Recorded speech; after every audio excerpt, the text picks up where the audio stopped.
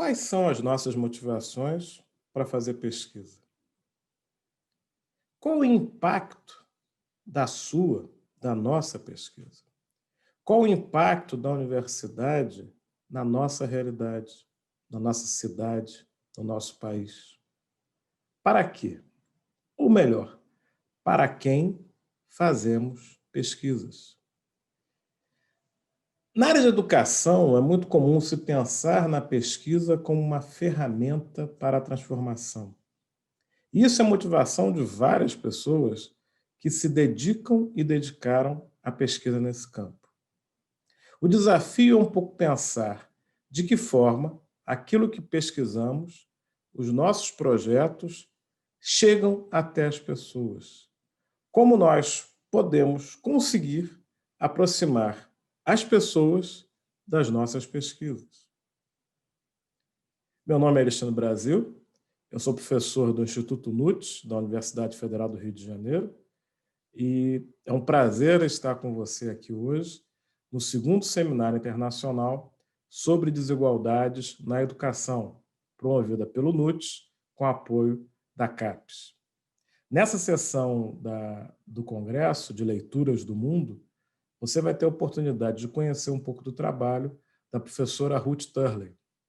A professora Ruth é professora titular na Universidade de Rice, em Houston, no Texas.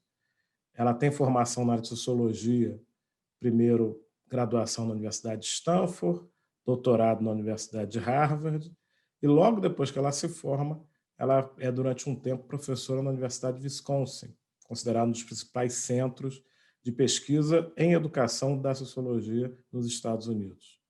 Ali ela foi pesquisadora do Centro de Estudos em Educação, de um Centro de Formação em Ciências da Educação e de um Instituto de Estudos sobre a Pobreza.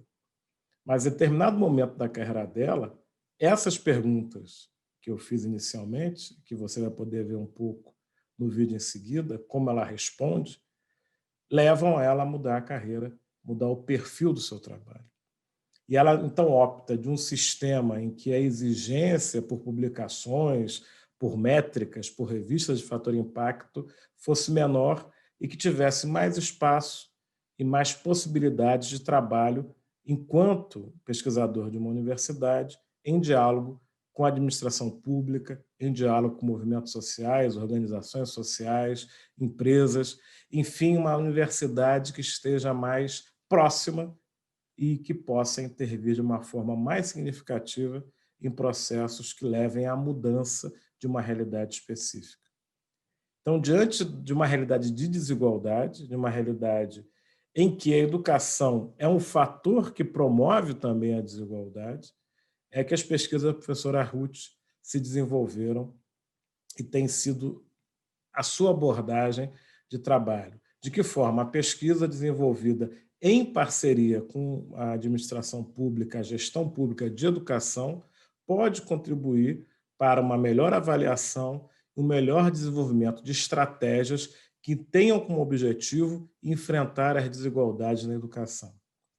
A teoria sociologia clássica, desde meados do século passado, várias vezes afirma e aponta de como a educação acaba sendo muito mais um elemento que aprofunda as desigualdades do que outro processo.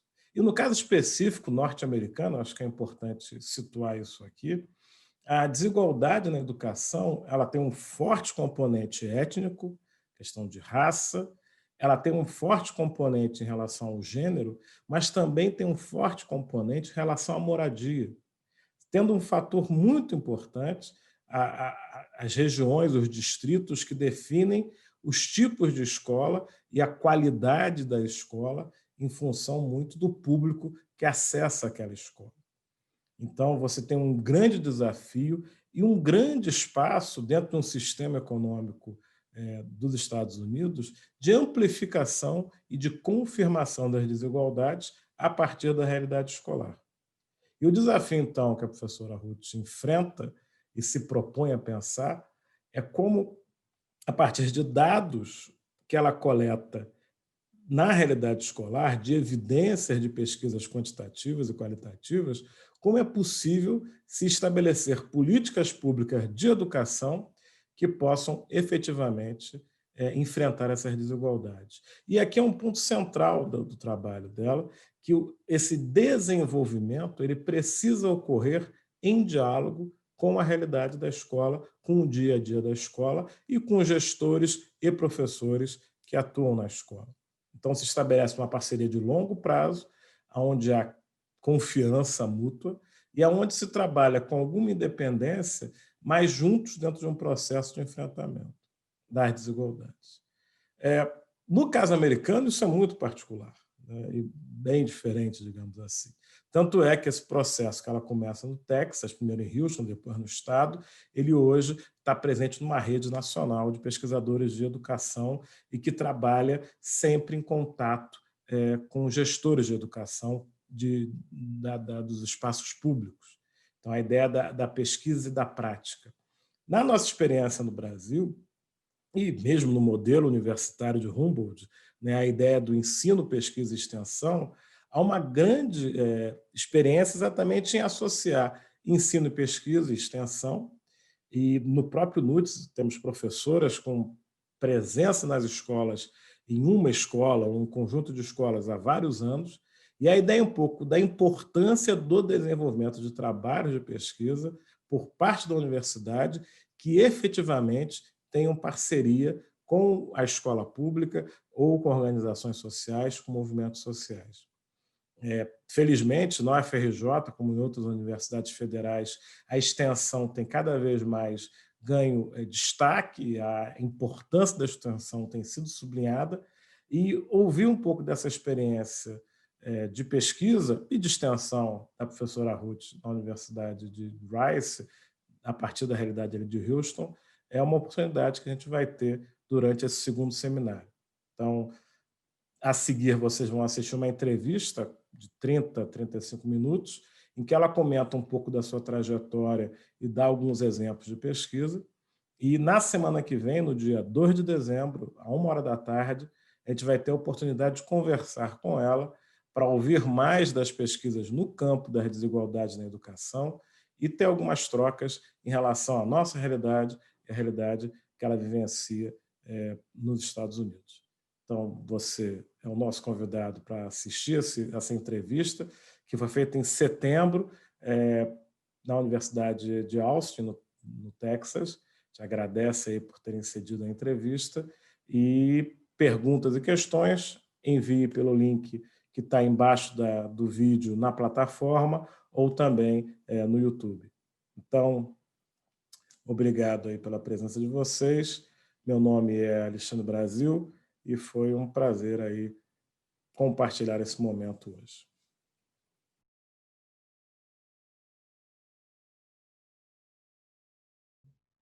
Welcome. This is a series of interviews conducted through the University of Texas Colloquium at the LBJ School of Public Affairs.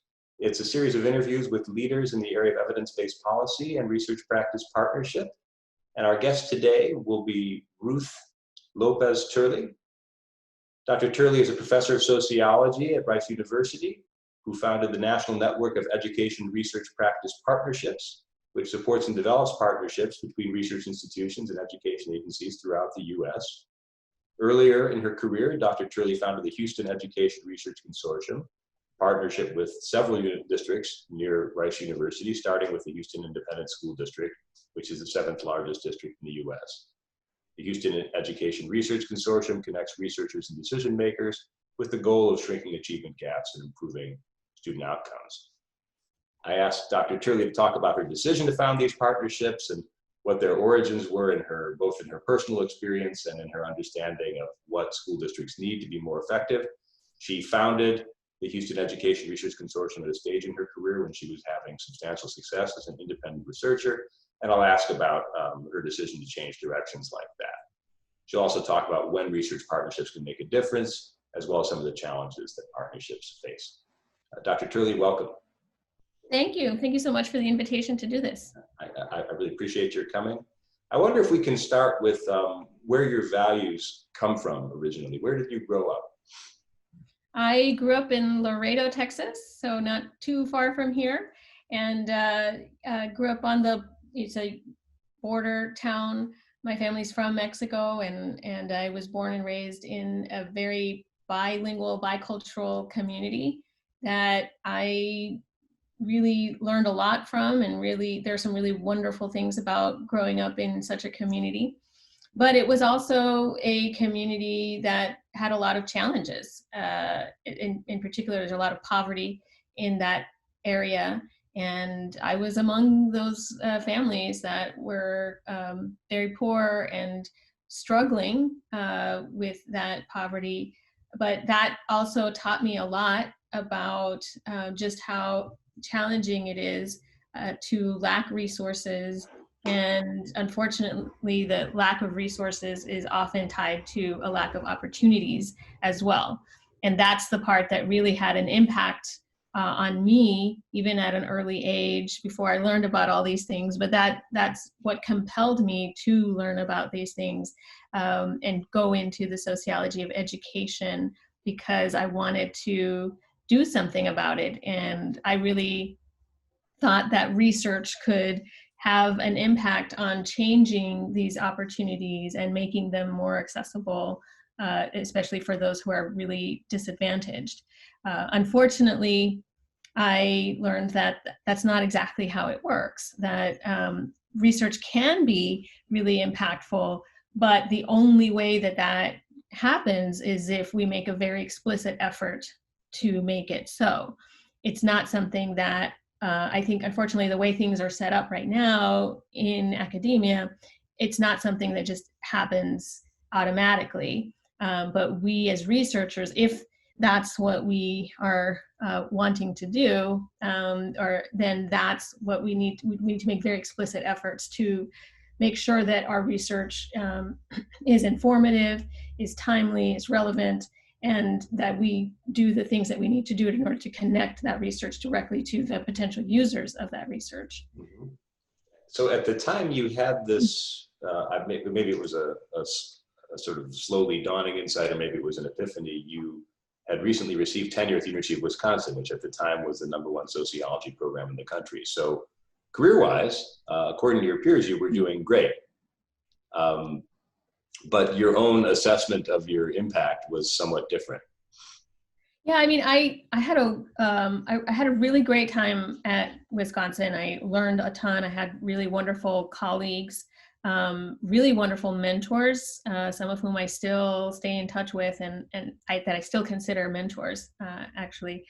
But yes, when I was promoted with tenure, I reflected on all of the research that I had produced up to that point, both the research that I had produced as an assistant professor, but also the research that I had produced as a graduate student. And all of it was really, I thought it was all in sociology of education, and some of it really working with some school districts, in fact. But when I reflected on all that research, I realized that none of it had any impact that I could point to, that hadn't actually changed anything, and that was really deflating for me, and it was very concerning because of the fact that I got into this line of work because I wanted to make a difference, and I wanted to use research as a tool for changing our structures and improving them in a manner that would allow for more opportunities for the most disadvantaged. And when I realized that none of the research that I had produced had actually done that, I know that those are lofty goals, but I couldn't point to any even smaller actionable change, any smaller change that would take us closer to that goal. So then I had to really think hard about what I was doing and why I was doing it. And honestly, in some ways it felt like a midlife crisis, even though, I was too young to have a midlife crisis, but I felt like, I had to really question what I'm doing and how to make it more impactful. So when I got the opportunity to come to Rice, I took advantage of it, not only because I wanted to come back to Texas both personal and professional reasons, but I needed that change of pace and fresh start. Wanted to get a chance to do research in a different way. And Rice was really open to that. I was very explicit before coming, saying I really want to do research in a different way, and they were like, we'll support you, we'll help you. And they did, actually. Rice administration in particular was very helpful when I first got here in helping me set up those initial meetings, helping me set up those relationships initially with Houston ISD. And then later on, we expanded to other Houston area school districts. But that kind of institutional support was really transformative. Mm-hmm. So you moved to Rice. Within a year, you were starting a partnership with the Houston Independent School District. And one concern that researchers often have is that maybe districts are going to be distrustful.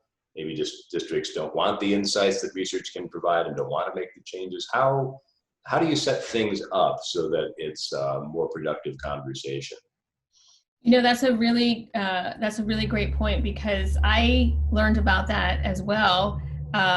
In fact, I remember some years ago when I was at a conference. I believe it was the Council for Great City Schools. It was a conference that is typically attended by school district leaders, especially those that are involved in research and those kinds of things. So I attended this conference. I was a guest of one of my district partners, who at the time was an assistant superintendent at HISD. And I remember having a conversation with her and several others. These are leaders from districts all over the country. And I asked them how they determined whether to use research, like which research did they use and how did they make that decision. And I was, at the time, I was pretty surprised to hear them say things like, it's based on whether we trust the authors.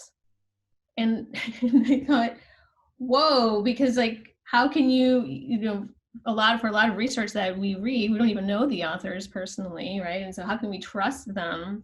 But of course, we still... The kind of trust they were talking about, was it I trust that this author uses good methods and so on, like another researcher would say, or was it a different kind of trust? It was the kind of trust where they're saying, like, we need to know that they understand us, that they understand our students, that they know our context.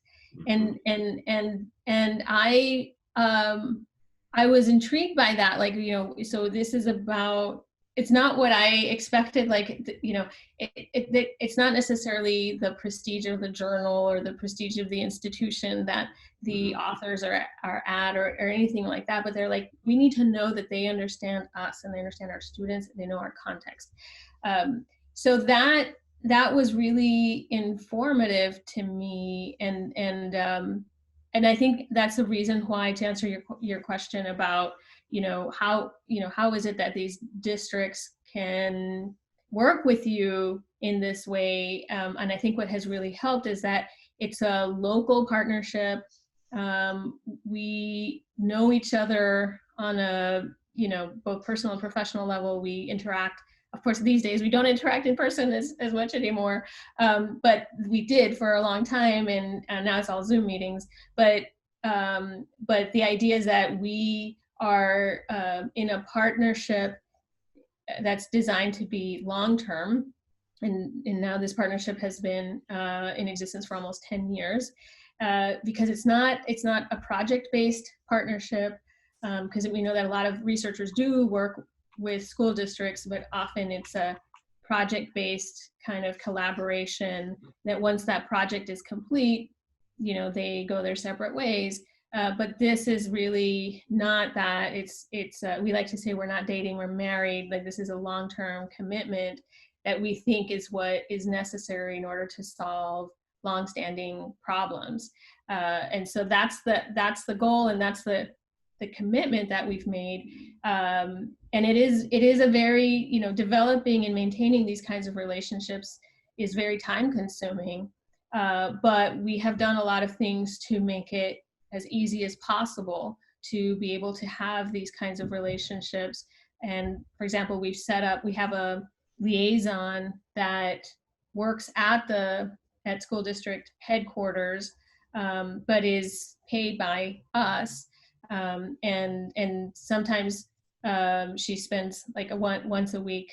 Well, back when we worked in person, would spend 1 day a week with us on campus at Rice, the other 4 days at the district's headquarters.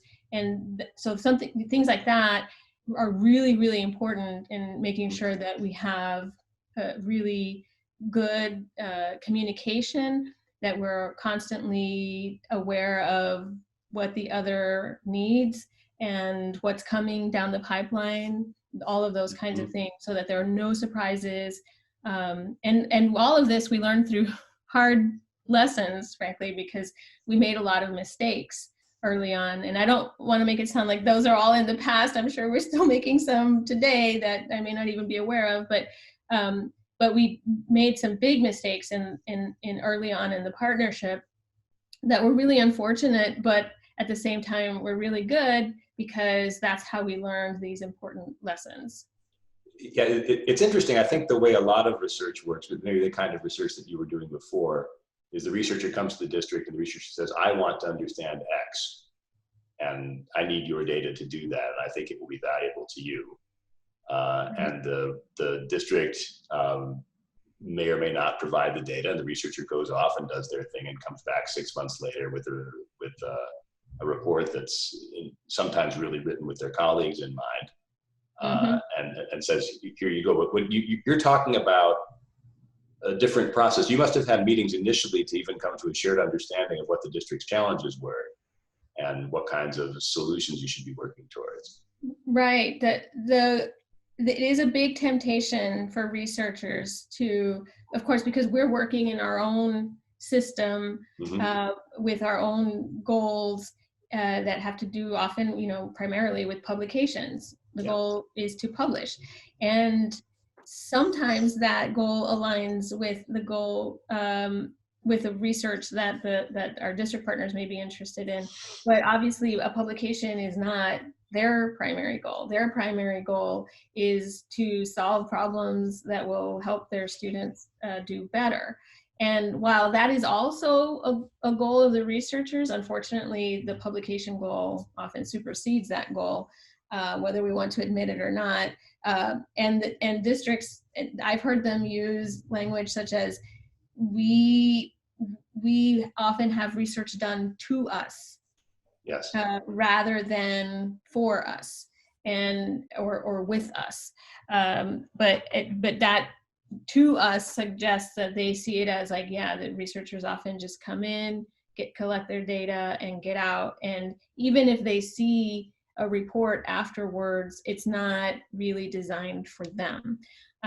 So in this partnership, and we're still developing this process to try to improve it, but it's a process that involves a lot of conversations before the start of any research project to make sure that this is actually, whatever we're about to undertake is actually going to work toward, goals that are mutually beneficial, goals that are trying to put the students at the top of that hierarchy. We know that there are a lot of interests, and researchers have different interests than districts, but ultimately the highest priority should be the interests of the students.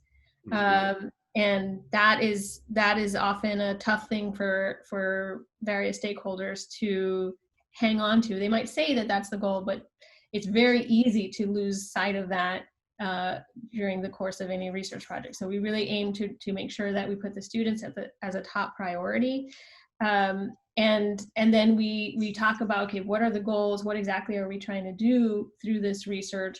And then we do the research accordingly. The other thing is that during the course of the research project, we really work hard to make sure that we're, again, having that good communication, clear communication throughout the project, so that by the time a project is finished, there are no surprises. The district has been hearing preliminary results all along the way. They know what's coming. They can respond to it. And frankly, by the time a report is written, it's old news, right? They've already seen this, and we share all our reports with them. They actually review we have an internal review process and an external review process, and they're part of that external review process. So that by the time a report is released to the public, like, they really have been a huge part of the process all along the way. You know, it's interesting. Not only do researchers and institutions sometimes have different incentives, but their education can be kind of an acrimonious area. I teach this class in debates in education policy. And, you know, there are different constituencies and reform movements, and, you know, people often view, researchers with certain ideologies often view the district as actually the problem. And that's obviously, when a researcher comes in with that attitude, that's obviously not going to be a fruitful relationship. No. So can you talk about maybe one of the... that a mile away. So can you talk about a little bit about your shared understanding with Houston ISD about what some of the district's challenges are, and talk about a particular project where you feel you were able to define a research question that was relevant to them, where they actually changed something as a result of the study? Mm-hmm. Mm-hmm. Sure, yes. There's several really recent examples, actually, but lots of great things happening right now. But I wanted to start off by saying a little bit about that challenge that you mentioned, that sometimes we, not just researchers, of course, the general public does this as well, that we see schools or school districts as the problem, or at least a part of the problem. And while, of course, I mean, our district partners will be the first to admit they're absolutely not perfect, and that they have many, many constraints in what they're trying to do. What we as researchers aim to understand the fact that they have many constraints placed upon them, and that they're trying to do their best with very limited resources and very limited information. So that's the part we're trying to help with. That we're trying to provide them with better information, and hopefully use that information to help them get more resources as well. And so one example that I found very exciting a couple of years ago had to do with full day pre-K. So HISD started doing full day pre-K some years ago, even though the state did not require full day pre-K. But they went ahead and made the investment in full day pre-K because they felt that it was that important. But they asked us to monitor its impact. Because they're like, we're making, it's expensive, right? We're making this huge investment, even though the state doesn't require this, but we want to make sure that it's actually a worthwhile investment. And so we did some analyses on the impact of full day pre-K, particularly on school readiness as measured by at the start of kindergarten. And you know, in education research, it's pretty unusual to find anything that has like a huge impact, right? But early childhood is an area where it can happen. We found a significant, I mean, it basically doubled the chances of the kids being school ready in kindergarten. And the crazy thing is that because of data limitation, we didn't know, we just knew whether they had HISD full day pre-K. The comparison group, they could have had some other pre-K. We didn't know what else they did. It wasn't just full day pre-K versus nothing. It was full day pre-K versus we don't know. Mm-hmm. And even then, we found this huge impact. And so we were like, this is an underestimate. Yeah. We know this is an underestimate. And even then, it's basically doubling the chances of being school ready. So we were amazed, and we did all kinds of sensitivity analyses because we wanted to make sure like this is a real thing, and all of the analyses pointed to the same conclusion. When we shared this with the superintendent at the time was Richard Carranza, and he not only did they use that obviously for their own purposes, which by the way, what they did is they expanded full day pre-K in the district, and then we did follow-up analyses to help to inform how to do that in a strategic manner. Yeah. But they also took that to Austin. So the superintendent shared these findings with our state legislators, and nothing happened. But and I got a chance to testify a few times, and others on my team as well. But 2 years later, HB 3 was passed, and it was and they that, yes, and I know that a lot of people were involved in that effort. So I don't want to make it sound like, oh, we did it. No, that's absolutely not the case. But our research was used, and we're just thrilled. We're thrilled because actually the goal was to have our research used at the local level. That's all we were focusing on. But then the superintendent took it to the state level, and we were just thrilled that it was used both at the local level and at the state level. And like I said, a lot of other research studies followed in terms of expanding access to full day pre-K. So this is a dream scenario, right? Where it's something the district's already doing.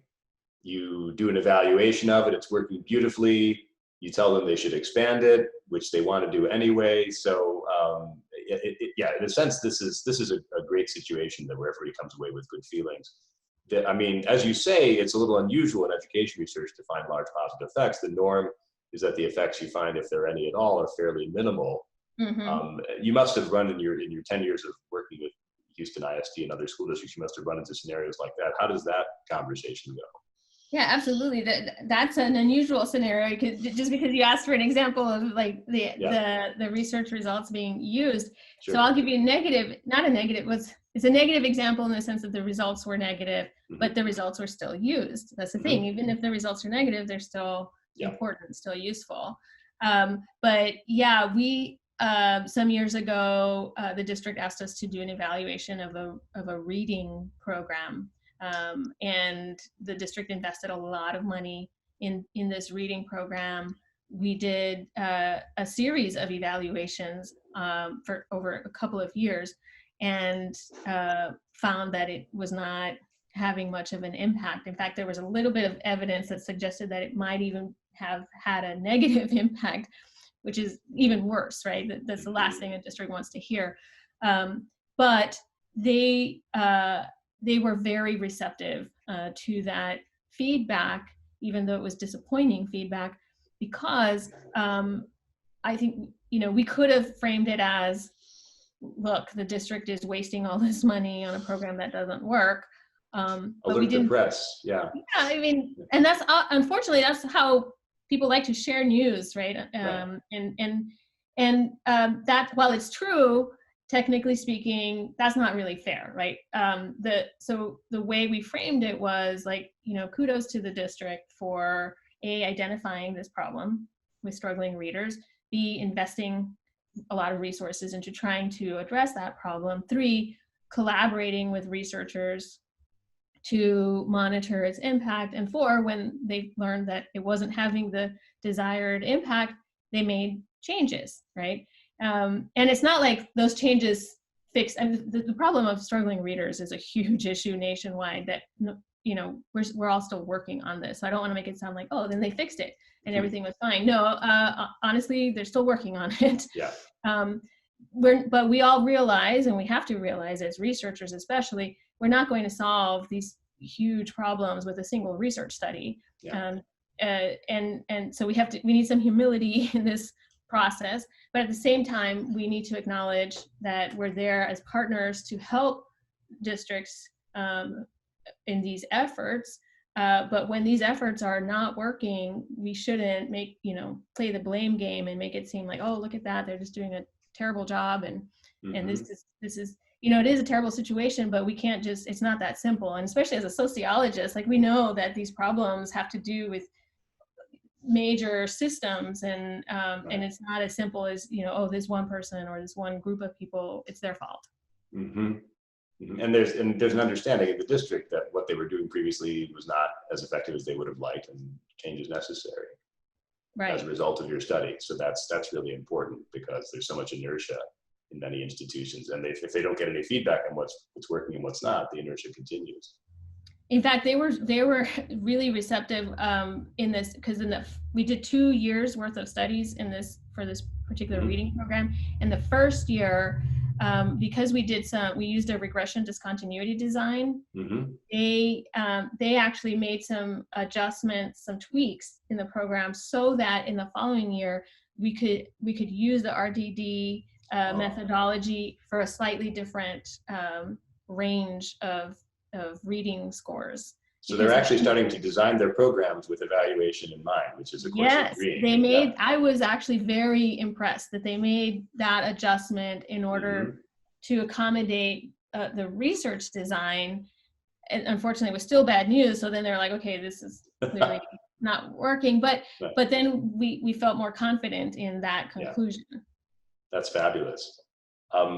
Let me ask you an institutional question here. So, if you're working with a small rural or suburban district, you know, limited budget and so on, I can see where services like yours would be really needed. But Houston, you know, while its per pupil spending is in the neighborhood of $10,000, it's a total of a $2 billion budget. So they, in theory, could find room in that budget to have a team like yours in-house. They could have their own analysts, they could have their own data warehouse. What is the advantage? Yeah, no, to answer your question, which is about, you know, they have this enormous budget, shouldn't they be able to afford to do their own, and they have their own research and accountability department. We work closely with them, but there are several advantages. Well, there's an issue, and then there's an advantage. The issue is that even then, a lot of large school districts don't have sufficient research capacity. They collect a lot of data. Often it's data that they're required to collect by the state, but they have to focus a lot of their energy on the accountability side of things. And so that even though they do, NHISD does, their research department does their own in-house research, aside from all the accountability stuff, but the accountability side of things, I think, takes up a lot of their energy, and they have limited research capacity. But so in that sense, it's helpful to have a research institution where that's our primary activity, that can then provide some of that research capacity to help the local community. But there's also an advantage to that. Like, even if, hypothetically speaking, the district could invest a lot of resources in their own in-house research department, the fact is that often the broader community is skeptical. Is skeptical of any research that they produce in-house.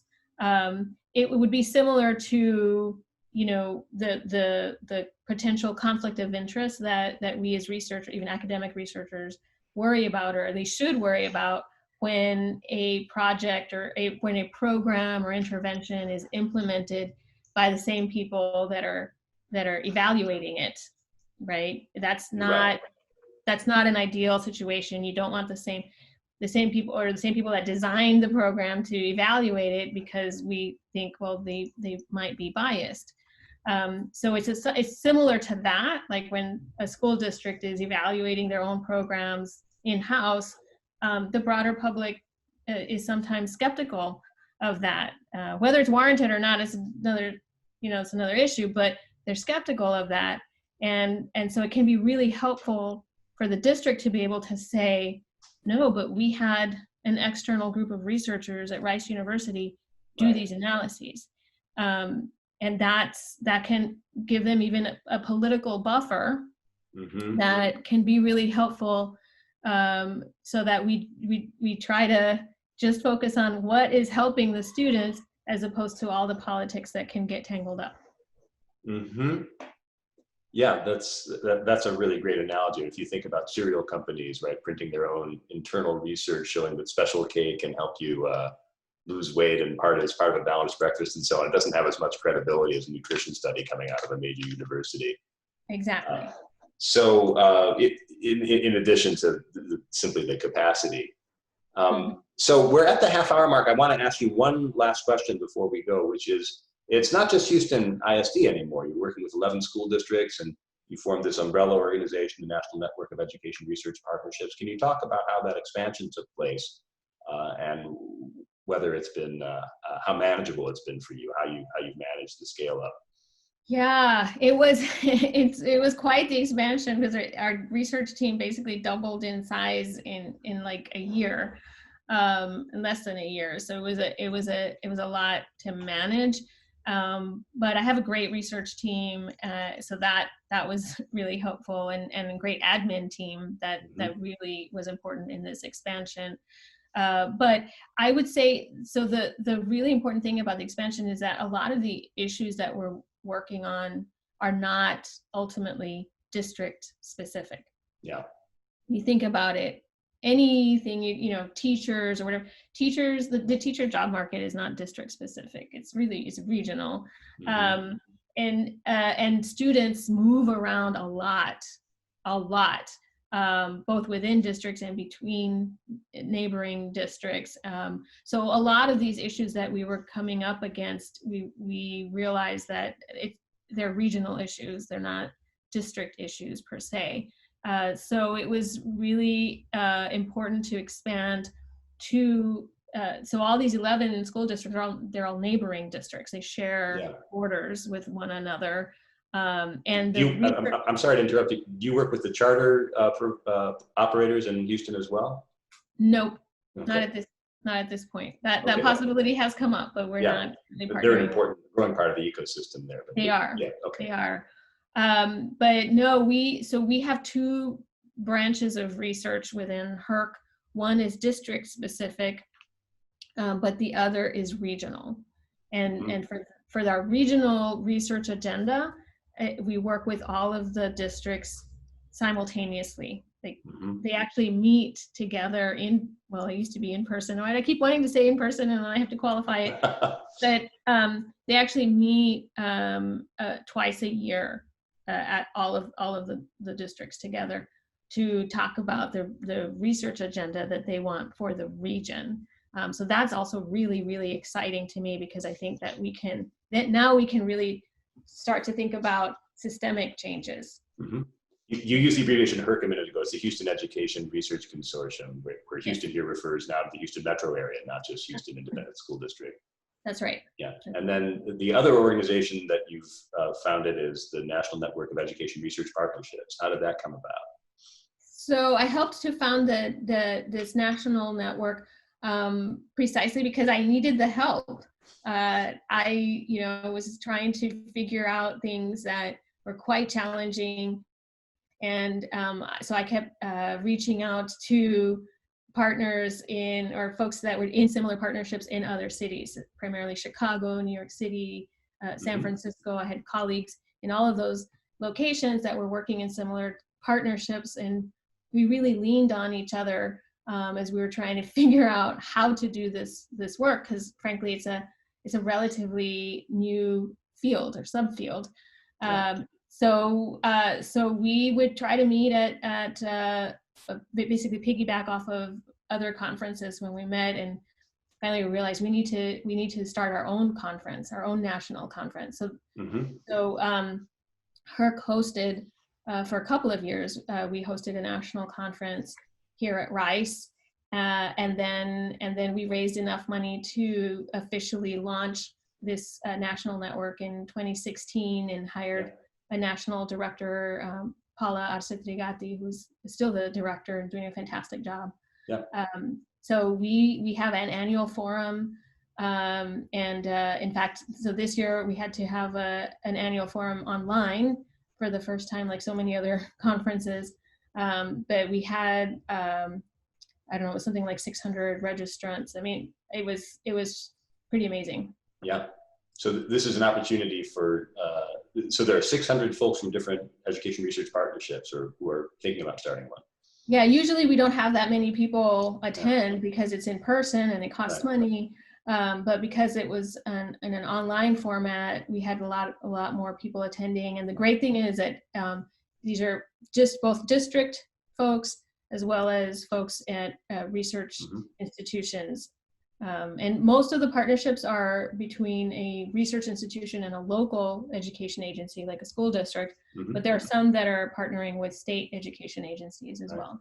So clearly there's been tremendous growth, but there's much more growth potential. There are something like over 10,000 school districts in the United States. That's right. But it is harder. You mentioned the rural and smaller school districts earlier. It is harder for them to find a local research partner. And that's something that I've thought about as well. And I know that the National Network is thinking about as well. We're trying to figure out, if there are ways that we can support smaller and rural school districts and not only the large urban districts. Yeah. Fabulous. Well, I want to thank you for taking a half hour out of your Friday morning to talk to us. And I know that the LBJ community and the larger YouTube community will be really interested in what you have to say. Thanks so much for your time. Thanks for the invitation. It's been great. Thank you.